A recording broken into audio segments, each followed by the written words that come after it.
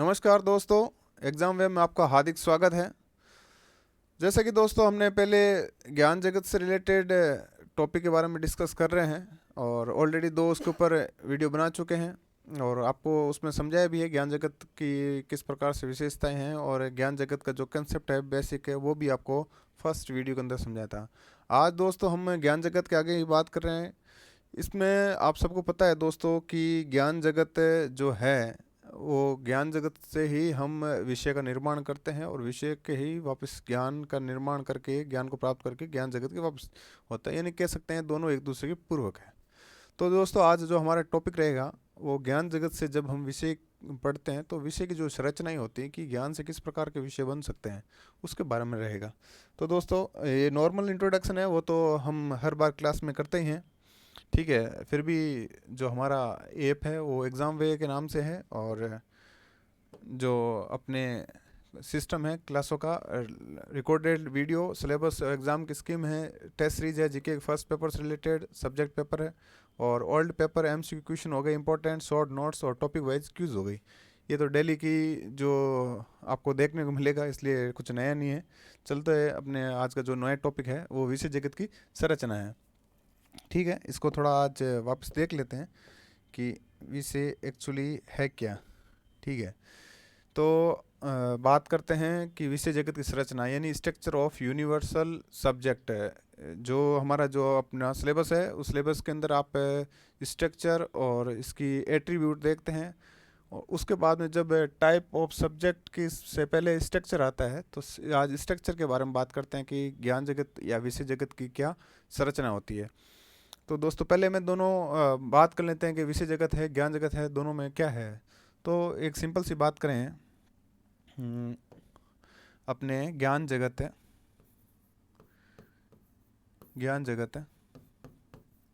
और विषय जगत और विषय जगत, ठीक है दोस्तों। ये दोनों बातें हैं। अब मैंने बात कर रहा हूँ ये दोनों एक दूसरे के पूर्वक है।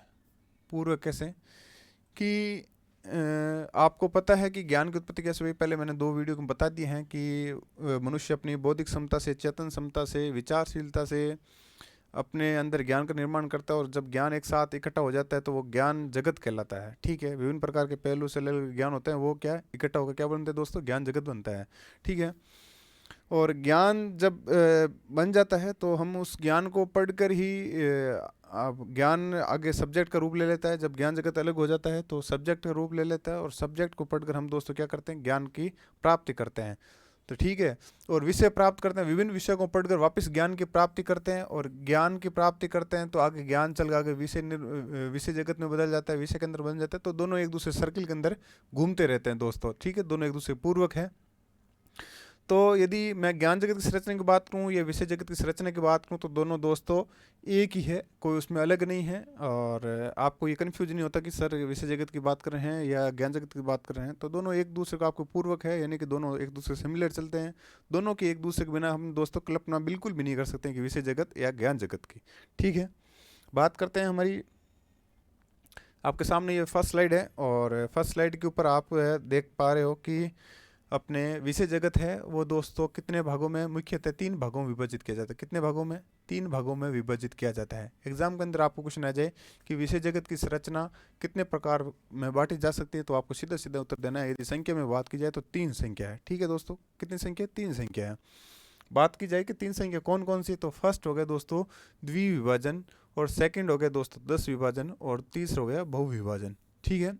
तीन प्रकार के ये विभाजन होते हैं, द्विविभाजन, 10 विभाजन और बहुविभाजन। आपके अंदर एग्जाम में पूछे हैं कि जो विषय जगत की संरचना है निम्न में से कौन सी है या कौन सी नहीं। उसमें मान लो आपको ये दे दे 10 विभाजन दे दे और तीन ऑप्शन अलग दे दे और पूछे कि निम्न में से कौन सी विषय जगत की संरचना नहीं है, तो आपको सीधा सा उत्तर बताना है कि एक कोई चौथा जो ऑप्शन होगा चेंजिंग होगा। मान लो यहाँ दे दे कुछ अलग टाइप का दे दे, ठीक है, जैसे बहुआयामी दे दे और पूछे तो आपको पता होना चाहिए कि भाई विषय जगत संरचना तीन है, तो चौथा है जो बेमेल है, जो सही नहीं है, उसको आपको छटनी करनी है।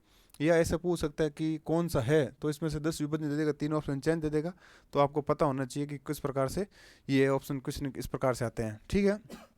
तो साथ ही दोस्तों ये इंग्लिश तीन नाम है, इसको भी याद करना है, एग्जाम के अंदर पूछ चुका है। थोड़ा वो स्टूडेंट की एक्चुअली एग्जामिनर आपको कभी टफ क्वेश्चन नहीं देता है, उसका हमेशा पर्पज़ ये रहता है एग्जामिनर का, जहाँ तक मैंने क्वेश्चन देखे हैं और समझे हैं, और 3 4 5 साल को जिसमें लाइब्रेरियन सब्जेक्ट से मैं जुड़ा हुआ हूँ, KVS NVS या फिर जो नेट के क्वेश्चन मैं देखता हूँ, तो हर बार उसमें एक स्पेशल मुझे बात दिखती है, वो स्टूडेंटों को हार्ड क्वेश्चन ज़्यादा नहीं देता है, वो सिर्फ स्टूडेंटों की जो नब्ज होती है ना, पढ़ने का जो तरीका होता है ना, वो देखता कि स्टूडेंट एक रटा रटा ज्ञान प्राप्त कर रहा है या फिर उसके अंदर स्मार्ट स्टडी भी है, कि वो नॉलेज तो ले रहा है, लेकिन नॉलेज ऐसा होना चाहिए कि कुछ आगे जाके ऐसा लगे कि हाँ कुछ काम में आ रहा है। ऐसे नहीं कि आपने रटे रटे पढ़ लिया कि ज्ञान जगत की 3 संरचना होती है, 10 द्विविभाजन 10 विभाजन और बहुविभाजन।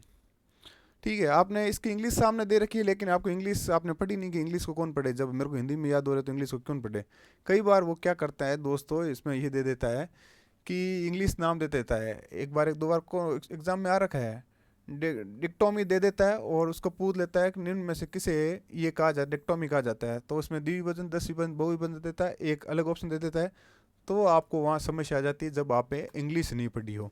इसलिए दोस्तों इसकी तीनों की इंग्लिश साथ में पढ़नी है, एग्जाम में क्वेश्चन इसमें से आ रखा है, और हो सकता है कि वो आपकी थोड़ा और टेस्ट लेने के लिए कि बच्चा पढ़ा तो है लेकिन कितना एक स्मार्ट स्टडी के साथ पढ़ा है कि नहीं पढ़ा है, इसलिए आप तीनों को इंग्लिश में नाम याद रखना है। ठीक है, द्विविभाजन है तो डिक्टोमी, और 10 विभाजन डेकोटोमी, और जो बहुविभाजन है तो पॉलीकोटोमी। ठीक है, तीनों नाम है, तीनों नाम आपको याद करने हैं, एग्जाम के अंदर यहाँ से क्वेश्चन आपको मिल सकता है।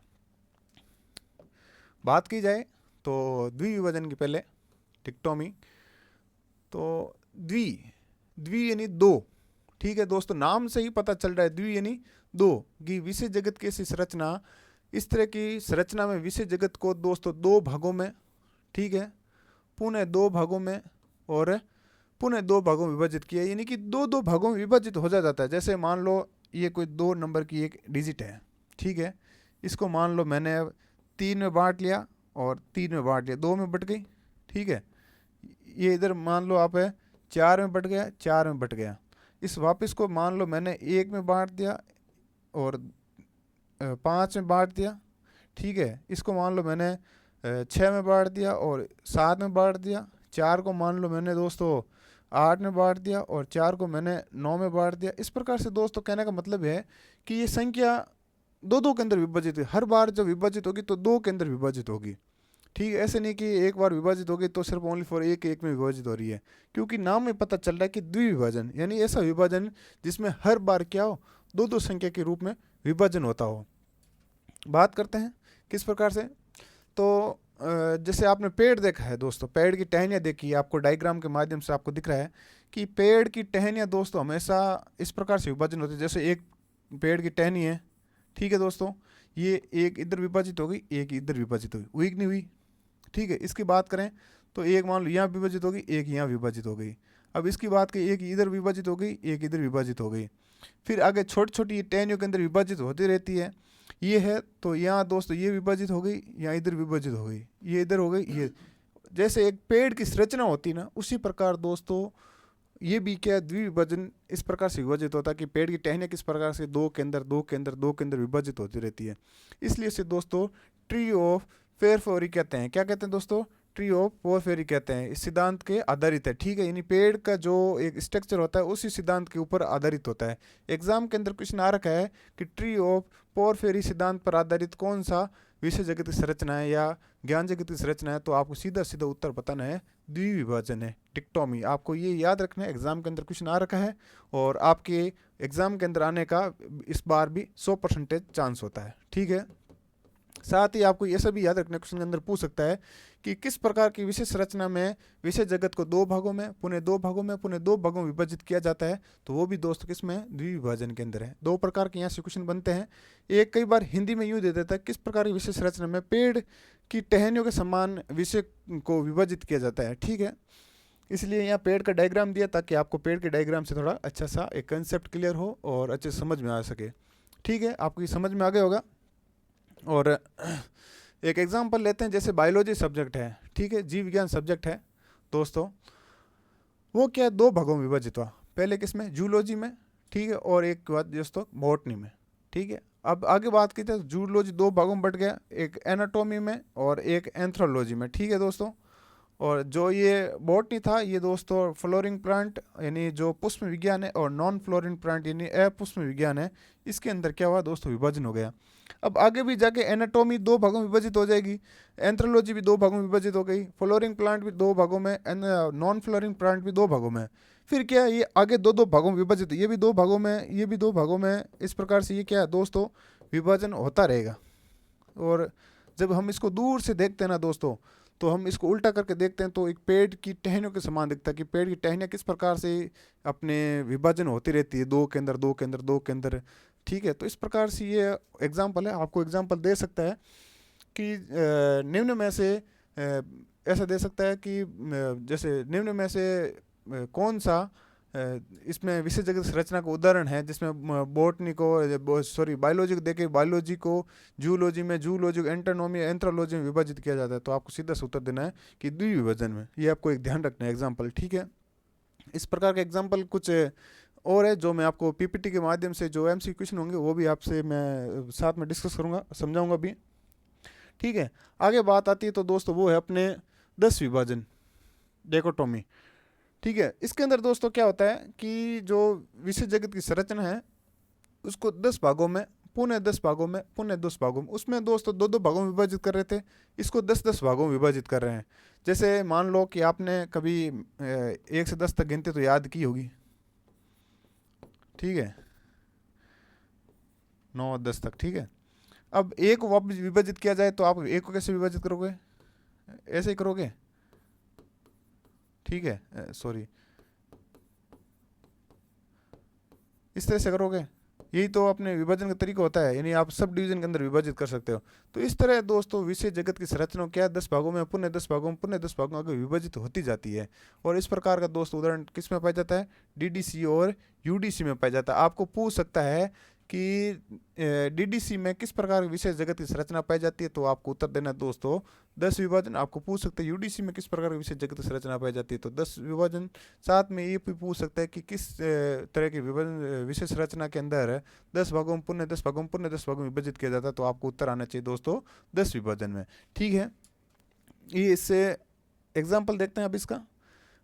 जब आप डीडीसी पढ़ते हो, आपने थोड़ा बहुत पढ़ा भी होगा, काफ़ी टाइम हो गई वैकेंसी आए हुए, आपने बेसिक चीज़ें तो यूट्यूब के माध्यम से या फिर विभिन्न प्रकार के जो बुक्स है, गाइड है, उसे पढ़ा होगा। तो डीडीसी में ज्ञान जगत को दोस्तों 10 भागों में विभाजित किया जाता है। किसमें, 10 भागों में विभाजित किया जाता है। ठीक है, 10 भागों में विभाजित किया जाता है। तो जैसे 0 से 000 से लेके 900 तक या फिर 999 तक ऐसे आता है, 000 से 999 तक। ठीक है, 999 दोस्तों अपनी इस कोर्स की पेड फीस भी है। तो 999 तक दोस्तों विभाजित किया जाता है। तो सबसे पहले 0, फिर 100, 200, 300, 400, 500, 600, 700, 800, 900। ठीक है, ये कितनी संख्या हो गई, 1, 2, 3, 4, 5, 6, 7, 8, 9, 10, 10 संख्या हो गई। तो ज्ञान जगत कितने भागों में बांटा है दोस्तों, 10 समूह में बांटा है, 10 भागों में बांटा है। पहली बात करते हैं 000 के अंदर, तो कंप्यूटर साइंस, इंफॉर्मेटिक और जनरल वर्क है, उसको बांट रखा है। 100 के अंदर दोस्तों फिलोसॉफी और साइकोलॉजी, 200 के अंदर रिलीजन धर्म से, 300 के अंदर सोशल साइंस, 400 दोस्तों लैंग्वेज, 500 में साइंस, 600 में टेक्नोलॉजी, 700 में आर्ट एंड रिक्रिएशन, 800 में दोस्तों लिटरेचर, 900 में हिस्ट्री और ज्योग्राफी। कहने का मतलब ये है कि डीडीसी और यूडीसी के अंदर ज्ञान जगत को 10 भागों में बांट रखा है। ठीक है, जितने भी विषय होते हैं उनको दोस्तों 10 भागों के अंदर इस प्रकार से बांटा हुआ है। अब उसमें आपने पढ़ा होगा 10 विभाजन के 10 विभाजन हो गए, ये 10 विभाजन हो गए। अब क्या है कि प्रत्येक को वापस 10-10 भागों में बांट, जैसे अपने 000 के अंदर कंप्यूटर साइंस है ना, इसको भी 10 भागों में बांट रहा है। फिर 10 भागों में बांटने के बाद उसको वापस 10 भागों में बांटेगा, वापस 10 भागों में बांटेगा। जैसे इस प्रकार का मैं एग्जाम्पल आपको एक आगे समझाऊँ। ठीक है, तो ये देखो अपने, मैंने आपको एग्जाम्पल दिया था, जैसे मैंने 900 के ऊपर लिया एक, इसके ऊपर हिस्ट्री और जो ज्योग्राफी है इस रिलेटेड एक आपको बता रहा हूँ कि इसको 10 भागों में किस प्रकार से बांट सकते हैं। ठीक है, हर जो पार्ट है वो 10 भागों में बट रहा है, लेकिन इसका एक हिस्ट्री और ज्योग्राफी का आपको मैं एग्जांपल समझा रहा हूँ कि 900 के अंदर हिस्ट्री और ज्योग्राफी था दोस्तों, ये अपने सबसे लास्ट है। ठीक है, अब 900 के ऊपर दोस्तों सबसे पहले हिस्ट्री, 910 के ऊपर ज्योग्राफिकल एंड ट्रेवल, 920 के अंदर बायोग्राफी एंड जर्नोलॉजी, 930 में हिस्ट्री ऑफ एंसेंट वर्ल्ड, 940 में हिस्ट्री ऑफ एशिया यूरोप, 950 में हिस्ट्री ऑफ एशिया, 960 में हिस्ट्री ऑफ अफ्रीका, 970 में हिस्ट्री ऑफ नॉर्थ अमेरिका, 980 में हिस्ट्री ऑफ साउथ अमेरिका और 990 में हिस्ट्री ऑफ उधर जो और से रिलेटेड हिस्ट्री है उनसे रिलेटेड। अब बोलोगे सर 990 के बाद में तो सर 1000 आता है, तो दोस्तों 1000 यहाँ नहीं है, यहाँ अपने जहाँ लास्ट ऑप्शन है वो 999 तक है, यानी 900 के बाद में दोस्तों जो संख्या होगी, यानी 990 के बाद में जो संख्या बढ़ेगी वो 991, ठीक है, 992 से 991 से लेके 999 तक होगी, ठीक है। इस प्रकार से 10 भागों में बढ़ जाएगी ये, इस प्रकार से, यानी 900 के बाद में भी 10 भागों में बढ़ गया दोस्तों, ठीक है। इसने क्या किया, 900 को भी 10 भागों में बांट दिया, ठीक है। ये 900 मेन क्लास हो गई हिस्ट्री और ज्योग्राफी की, इसके अंदर भी 1 2 3 4 5 6 7 8 9 10, ये 10 भाग में बढ़ गया। 910 के अंदर भी वापस 10 भागों में बांटता है, जैसे 911 के अंदर हिस्टोरिकल ज्योग्राफी है, 912 में ज्योग्राफिक्स रिस्पॉन्स ऑफ अर्थ है, 913 में ट्रेवल इन एंसेंट वर्ल्ड है, 914 में ट्रेवल इन यूरोप है, 915 में ट्रेवल इन एशिया, 916 में ट्रेवल इन अफ्रीका, 17 में ट्रेवल इन नॉर्थ अमेरिका, 18 में ट्रेवल इन साउथ अमेरिका, ये वापस बांटा हुआ है। 911 में बात करेंगे दोस्तों तो 911 के अंदर भी 911.1 911.2 पॉइंटों में आगे सब डिवीजन, यानी कि 10-10 भागों में हर बार ये क्या हो दोस्तों बढ़ता रहेगा। और इस प्रकार का जो उदाहरण है दोस्तों वो डीडीसी और यूडीसी में पाया जाता है, और इसको दोस्तों क्या कहते हैं, 10 विभाजन कहते हैं। आपको आई होप आपको समझ में आया होगा ये एग्जाम्पल के माध्यम से। और लास्ट अपना है बहुविभाजन, ठीक, किसमें है दोस्तों, बहुविभाजन, और इसको कहते हैं पॉलिकोटोमी। अब एग्जाम के अंदर ये भी इंग्लिश के अंदर पूछ सकते हैं। और इस तरह की दोस्तों जो ये विषय में नहीं है, ये विषय है दोस्तों, क्या है, विषय। इस तरह की विशेष रचना में ज्ञान को अनेक मुख्य भागों में विभाजित किया जाता है। क्या करते हैं दोस्तों, अनेक मुख्य भागों में विभाजित किया जाता है। और जो कॉलन, ये दोस्तों इसको कॉलन को सही कर लेना, ये कॉलन है, क्या है दोस्तों, कॉलन क्लासिफिकेशन है। कॉलन क्लासिफिकेशन इसका सर्वोत्तम उदाहरण है, ठीक है। सीसी के अंदर आपको पूछे कि सीसी में किस प्रकार की विशेष रचना का उदाहरण है, तो दोस्तों वो सीधा सीधा आपको बताना है दोस्तों, क्या बहुविभाजन उदाहरण, किसका है, बहुविभाजन का उदाहरण है। और इसमें आप देखोगे तो सीसी में क्या दोस्तों, ऐसा कोई स्ट्रक्चर फिक्स नहीं है कि इसको 2 भागों में 2 भागों में 2 भागों में या 10 भागों में 10 भागों में 10 भागों में, ऐसा नहीं है। क्योंकि रंगनाथन का महोदय का मानना था कि विषय हमेशा टूटते रहते हैं, जुड़ते रहते हैं, प्रकृति चेंज होती रहती है, इसलिए उन्होंने इसको थोड़ा खुला रखा है ताकि नवीन विषयों का समावेशन हो सके और पुराने विषय हट सके। इस प्रकार से इसको क्या है, अलग अलग भागों के अंदर ये बहुत सारे भागों में बढ़ते रहते हैं। आपको पूछ सकता है कि किस प्रकार की विशेष रचना में ज्ञान को अनेक मुख्य भागों में विभाजित किया जाता है, ज्ञान को अनेक मुख्य भागों में विभाजित किया जाता है, ठीक है। तो किसका उदाहरण है दोस्तों, कॉलन क्लासिफिकेशन है, और किसका है, बहुविभाजन का है, ठीक है। आपको ये 2 इंपॉर्टेंट क्वेश्चन है वो भी ध्यान रखने हैं। जैसे एक एग्जांपल दूं आपको इसका, कॉलन क्लासिफिकेशन के अंदर आप जब मेन क्लास पढ़ते हो दोस्तों, ठीक है, आप जब मेन क्लास पढ़ते हो तो जब 2 नंबर की मेन क्लास आती है, ठीक है, 2 नंबर की आती है तो दोस्तों सबसे पहले आप लाइब्रेरी साइंस का पढ़ते हो। किसके बारे में पढ़ते हो, लाइब्रेरी साइंस के बारे में, लाइब्रेरी साइंस के बारे में पढ़ते हो। तो उसी का मैंने एग्जाम्पल दिया है कि लाइब्रेरी साइंस की जो मेन क्लास है उसके अंदर क्या क्या चीज़ें, ज्ञान को किस प्रकार से बांट सकते हैं, उसके अंदर किस प्रकार से, ठीक है। तो सीसी में 2 मेन क्लास है, वो किसकी दोस्तों, लाइब्रेरी साइंस की है, ठीक है। और उसके अंदर जैसे इस प्रकार से बांट रखा है ज्ञान को, जैसे एक आ जाता ट्रांस लोकल आता है, ट्रांस लोकल में दोस्तों 11 नंबर वर्ल्ड को दे रखा है, 13 नंबर को नेशन को दे रखा है, 14 नंबर भाई जो क्षेत्र होते हैं रीजन को दे रखा है, 15 जो स्टेट होते हैं, 16 दोस्तों डिवीजन होते हैं। दूसरे नंबर आते ही दोस्तों पब्लिक जो आती है, पब्लिक पैलेस होता है या पब्लिक लाइब्रेरी या पब्लिक स्कूल होती है, उनके लिए आ जाता है, पब्लिक जो सार्वजनिक होती है वो। स्टेट होता है डिस्ट्रिक्ट, यानी दोस्तों 21 नंबर डिस्ट्रिक्ट है, 22 नंबर सिटी का, 23 नंबर दोस्तों एकेडमिक आ जाता है, किसका, एकेडमिकल, जिसमें 31 को दोस्तों एलिमेंट्री स्कूल है, 32 को सेकेंडरी स्कूल, यानी इस प्रकार 33 जो कॉलेज है, 34 को यूनिवर्सिटी है, 5 को सब्सक्रिप्शन है और 6 को स्पेशल क्लास है। इस प्रकार से दोस्तों ज्ञान को क्या है कि अनेक मुख्य भागों में बांटा हुआ है, क्या बांटा हुआ है, अनेक मुख्य भागों में। ऐसा निश्चित नहीं, ये डॉट डॉट का मतलब दोस्तों है कि इसके नीचे भी संख्या और भी ज्ञान को बांट रखा है। ये तो मैंने एग्जाम्पल के लिए आपको 6 तक की बताया था, ठीक है।